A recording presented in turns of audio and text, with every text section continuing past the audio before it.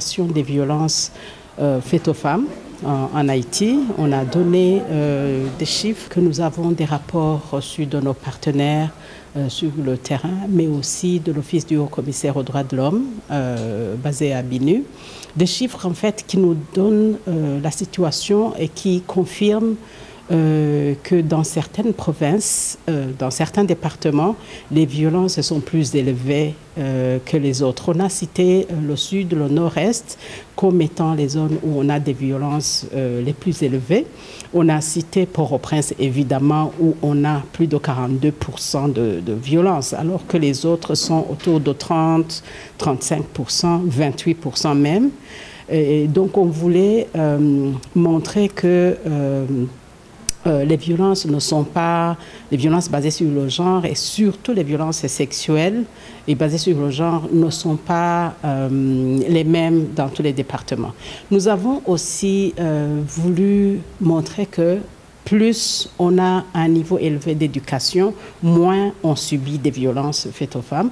Et ça, c'est je dirais des chiffres qu'on tire des rapports que nous avons faits dans certains départements qui vont nous montrer par exemple que les femmes qui n'ont que le primaire à plus de 48%, ils sont violentées.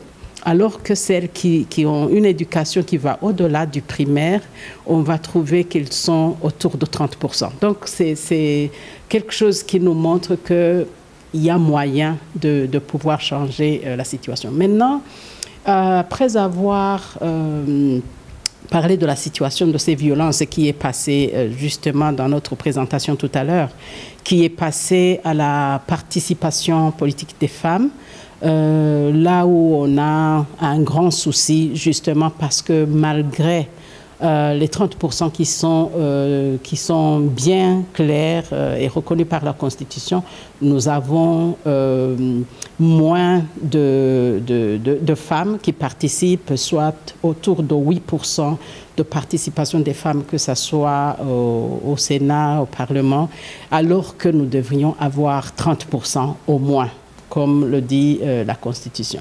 Alors, par rapport à ces violences, qu'est-ce que ONU Femmes fait? Ça a été une autre question, justement, qui a été discutée tout à l'heure, où on a décrit nos priorités en Haïti, en passant par nos grands secteurs d'intervention qui sont principalement la gouvernance, le leadership, la participation politique des femmes, l'autonomisation économique des femmes, l'élimination des violences à l'égard des femmes, mais aussi la participation des femmes dans le domaine de paix, sécurité et le domaine humanitaire. Les grandes activités que ONU Femmes a pilotées pendant ces 16 jours d'activisme a commencé par le lancement de la campagne elle-même qui s'est tenue le 25. Nous avons parlé de la signature d'un accord avec l'Association des industries d'Haïti, qui est une des premières bonnes initiatives avec le secteur privé en Haïti, et une occasion qui a montré que le secteur privé est très sensible et engagé à travailler avec ONU Femmes justement pour la promotion des droits humains et des droits de la femme en particulier en Haïti, mais aussi comme c'est une activité qu'on a tenue pendant les 16 jours d'activisme, ça montre aussi leur intérêt justement à soutenir les initiatives qui se font dans le domaine de la lutte contre les violences faites aux femmes. Nous avons parlé de la conférence des femmes que nous avons menée également pendant cette campagne, avec la collaboration du ministère de la Femme en soutenant l'Alliance des femmes qui travaillent principalement sur l'élimination des violences électorales. Et donc, ça a été une conférence qui a appelé environ 300 personnes venant de tous les départements.